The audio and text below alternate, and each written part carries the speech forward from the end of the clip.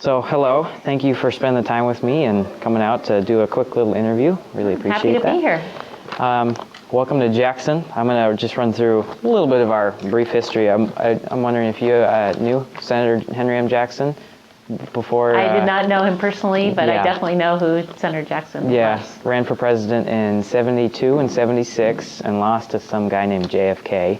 And ever since then, he's been a really influential person in the region, and this is why Jackson's named after him, the only school in the state named after the senator himself.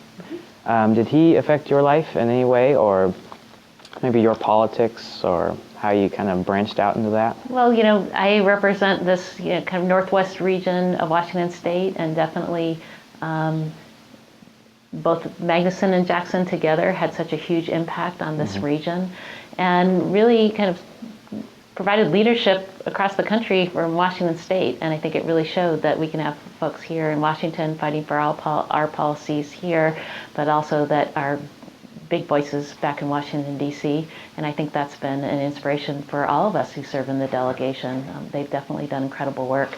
And then after them, folks like former Speaker Tom Foley, who recently passed away, have all been leaders here from our state. And they also inspired a lot of leaders who continued to do incredible things in Washington, Congressman Norm Dix and others. Yeah. And so they really set that legacy going forward. And I'm really honored to be representing this region and continue to do that work going forward.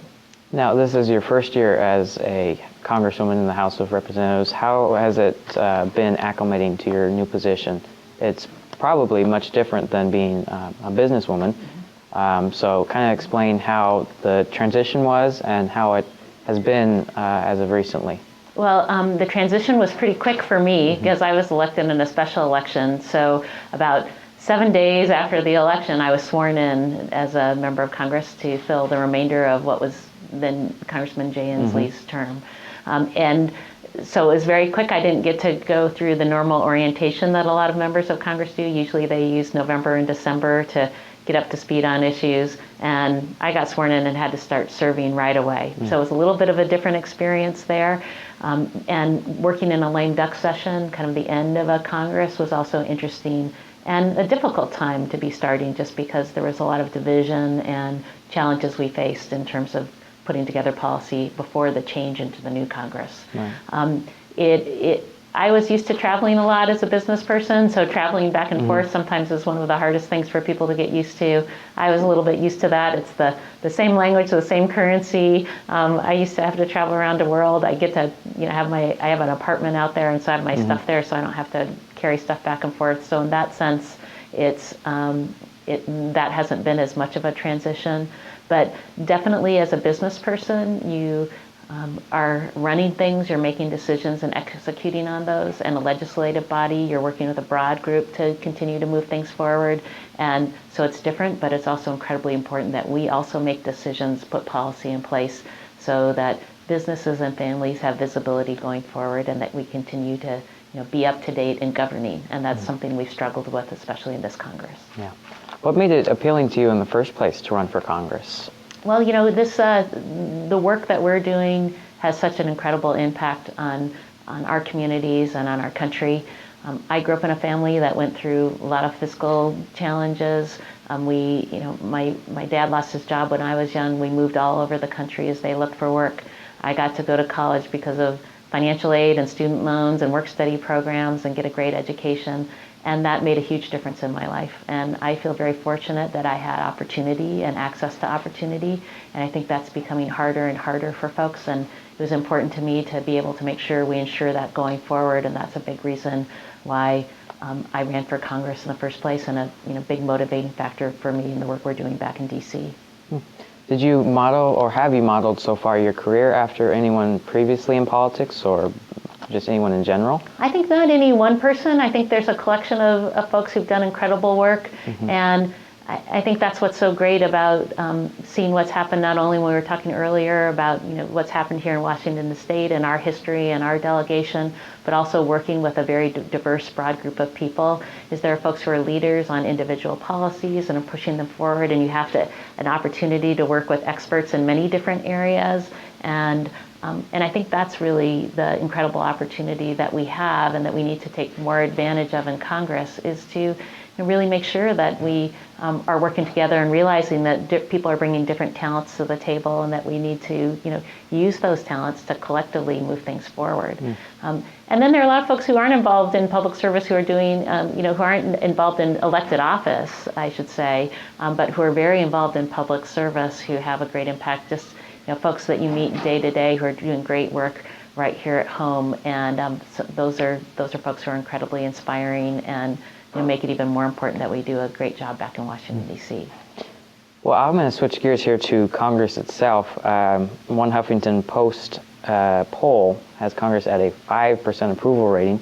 Have you, now that you are obviously a Congress member, have you found that some of these preconceived notions by maybe the general public do hold some weight, or is it just a few people that maybe spoil it for the rest of Congress's image?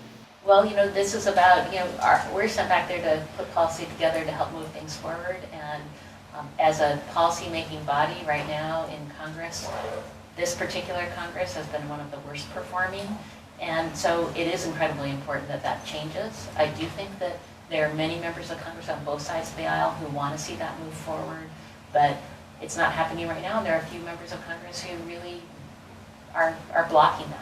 And we need to have the leadership, and it's important that people stand up and we continue to move our legislative process forward, that we get policy and realize that working together is so important. It can't just be one person's view, kind of that my way or the highway view, but that our government is set up to be a process where people are collaborating and working together, and that policy is only going to pass if it passes the House, the Senate, and is signed by the President, which means both sides of the Capitol and the executive branch have to work together.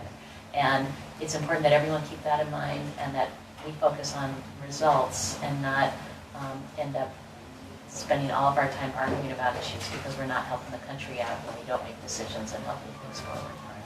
In your now one-year period as a congresswoman, what's maybe the most positive thing that's happened during that tenure?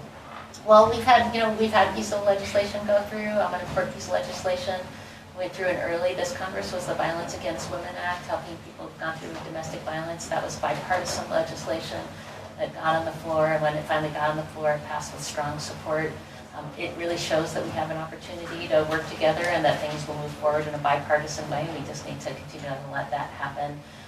I had the great opportunity to work with folks on the Farm Bill. We have a lot of agriculture here in our community, and that's been a place where people work very closely together in a bipartisan way on agricultural policy. We have a lot of specialty crops, fruits and vegetables grown out here, a lot of dairy, and working with farmers and farm workers and folks across the country to make sure we realize how important it is we do a good job of helping our farmers, making sure that we have great food to eat right here, much of it grown right here.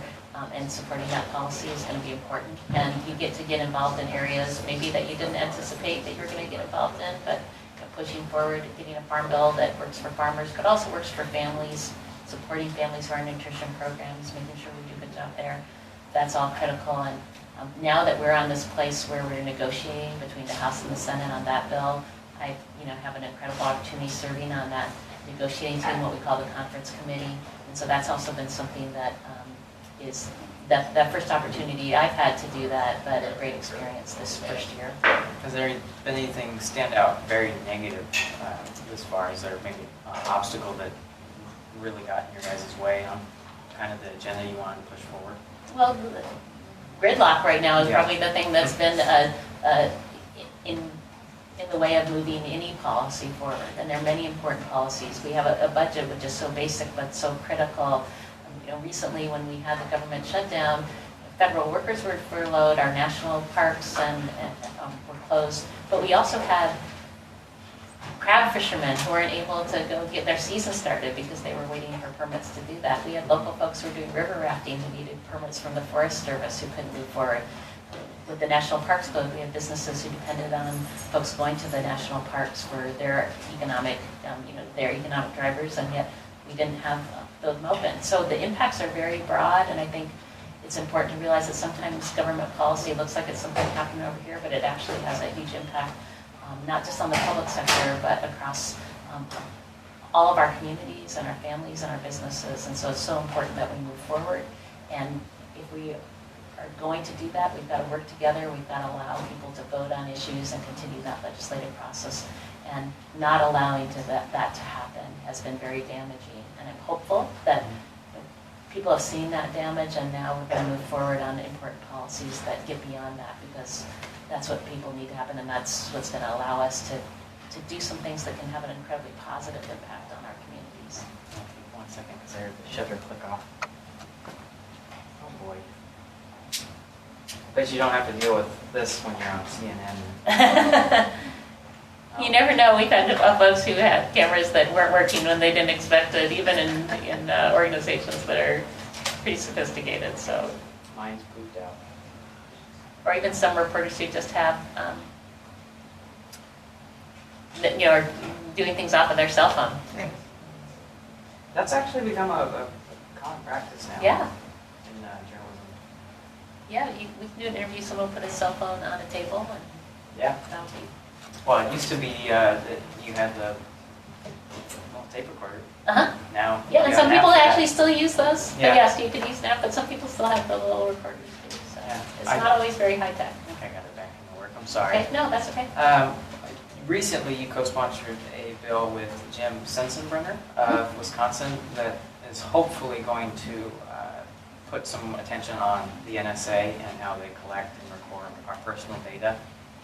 Do you think that this bill is going to gain traction, and what exactly is this bill going to do for the American people? So issues of privacy and civil liberties are ones that definitely are in the limelight today, given all of the information that's come out with respect to the NSA and collecting data, domestic data. You know, people think of intelligence, foreign intelligence, and seeing what's happening outside of the United States. But I think a lot of folks were surprised to hear about bulk collection of data from American citizens here in our country. And even people like Congressman Sensenbrenner, who was one of the original authors of the Patriot Act, was very shocked to see that what he put in place in the Patriot Act was being used in a much more broad way than he ever expected it to be used. And this piece of legislation called the USA Freedom Act is about reining that back in and making sure that we really do put back in place the balance between our civil liberties and national security. So this bill would prevent the bulk collection of data, which has been happening when you've heard about cell phone information, you've heard some beyond that about email, et cetera. And technology, we need policy to be up to date, and one of the things is that technology has changed access to information, and we need to make sure policy recognizes that so that we're going to have the right boundaries in place. We understand how to write that policy given the way technology works. It also creates an adversarial system in the court that approves what the NSA can look into. It's the Foreign Intelligence Surveillance Act, allowed there to be a court that could give approval. The NSA goes there and asks for approval to access information. Now we're asking that there also be someone representing the public interest. Most of our court system is adversarial. You've got people arguing either side. But in this case, it hasn't been adversarial. There's just been one side asking, so now we're trying to balance that out. And then lastly, we've been asking for transparency.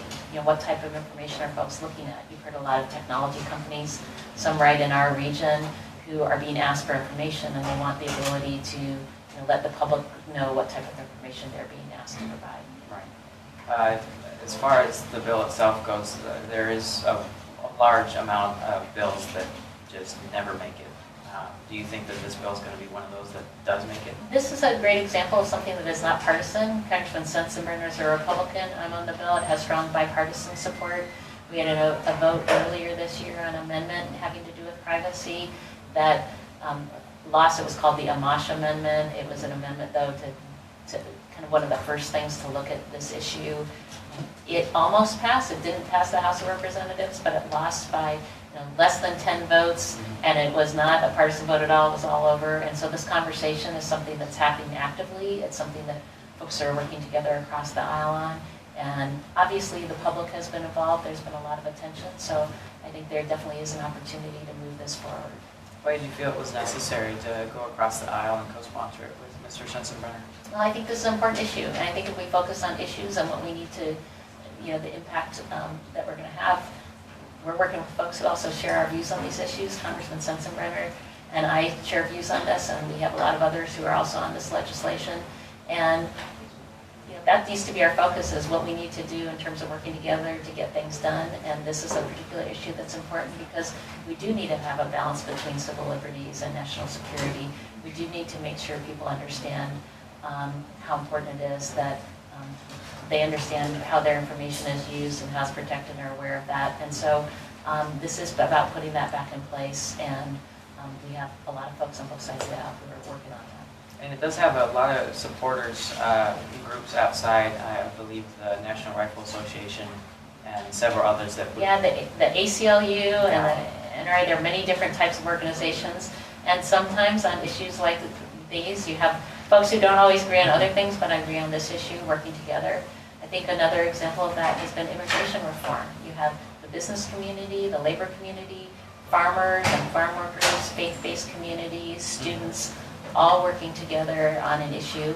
And these aren't issues that everyone always agrees on, but on this issue they do, and we have a great, strong coalition that is pushing forward for comprehensive immigration reform. And so these are where we have incredible opportunities where people are working together and focused on issues and not about division. Good. Kind of a fantasy question, but if you had the chance, without a doubt, a bill that would just be passed, no opposition whatsoever, what would that bill be? A bill that would have no opposition, or just a bill that I would like to see passed? Just a, wow. I think one thing to remember is there are very few bills that pass with no opposition. They may have a few votes against it, but one of the great things about being able to vote is you get to voice your opinion. And there may be a majority of folks who agree that a piece of legislation moves forward, but almost everything, and you know this even here in your classes, you may have a lot of people agree on a certain issue, but there may be a few voices who disagree, and that's okay. Part of the opportunity is to have folks let their voices be heard, vote on issues, and move forward based on that. But it's not very often that you get 100% support behind an issue. What's important is that we have in the conversation the opportunity to vote and let folks' voices be heard, and let the process then move forward based on what people have to say. So, one of the things I'm championing right now, I'd love to see us get a farm bill in place with both on the agricultural policy side, but also on nutrition programs that works for our families and for our farmers. I would like to see us pass comprehensive immigration reform. I think that's so important for our region, both from a technology standpoint, from an agricultural standpoint, but also just from the impact it has on people and families in our region. We have a border, it also has impact there. And so these are pieces of legislation that just having a budget passed, I think, is going to be incredibly important, and be fiscally responsible with the way dollars are spent. But I think those pieces of legislation may pass with strong support, but none of them will pass with unanimous support, because there will always be a desire for some folks to change something somewhere to make it better. And I think that's a natural process and part of what makes our democracy work. So you'd say you'd probably want to see a farm bill passed then? I would love to see us. We've got to come to agreement on something that works, and we're working on that right now. But it's important that we put a strong farm bill together, and that's important because we have many folks relying on nutrition programs. We have farmers who are waiting on policy to understand how it's going to impact their businesses and what they need to do going forward. We have investments in research on crop yields and how to deal with pests that are stalled out right now, and that's important to our long-term competitiveness in our agricultural community, but also in their ability to continue to move forward and provide the food that sits on all of our tables. When you say competitiveness, do you mean for the state competing against maybe other states that produce the same crop, or for other nations? Both. We are the most trade-dependent state in the country, so we are operating in a global economy, and that means people being able to, compete with other states and be, in the domestic markets, but also compete internationally. And many of our agricultural products are part of international markets. They're not just domestic markets. But we want folks to be able to eat food here grown locally, but we also want to make sure our producers are able to compete globally as well. Very good.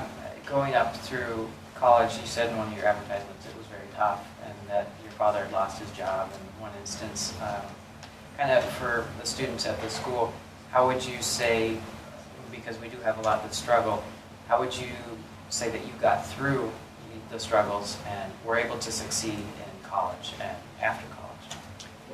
I always felt like I had opportunities available to me. Even in hard times, I felt like there were opportunities. Education was very important. I had a lot of great teachers who believed in me and gave me support along the way, a lot of peers who gave me support. My family, but other members of the community who encouraged me. So even in hard times where I was down and out, it was great to have other folks who were continue to push you forward and tell you to keep pursuing things. And a great education was a key part of what allows me to be sitting here today in this position, because I had that opportunity. I believed I had that opportunity. I was able to pursue that opportunity. And that has been important for me, but important for millions of Americans, and we need to continue to make sure that that opportunity is available for you and your peers and for future generations to come. All right. Final question. What do you think is next for Congresswoman Delbene? Well, next is to go back and to work on some of these issues we talked about. This is going to be critical that we actually get legislation moving again. My hope is that we can get things moving, we can get back to governing, so we can talk about all the issues we haven't been talking about yet, and continue that work so that we are focused on making sure that those opportunities are available for everyone, and that our country, but also right here in our region and in the 1st Congressional District of Washington, we're doing the incredible things we're capable of. And right now we have so much opportunity. We just want to make sure we continue to unleash that moving forward. Do you think it could be Senator Delbene one day or Governor Delbene? I am very focused on being Congresswoman Delbene here in the 1st Congressional District. It's a great honor to serve right here. Great. Well, thank you so much Thank for you. taking the time to do the interview. I really appreciate Thanks, it. Zach. Maybe you'll be, the next senator or That's the hopes. next governor. Yeah. Thank you. Thank you.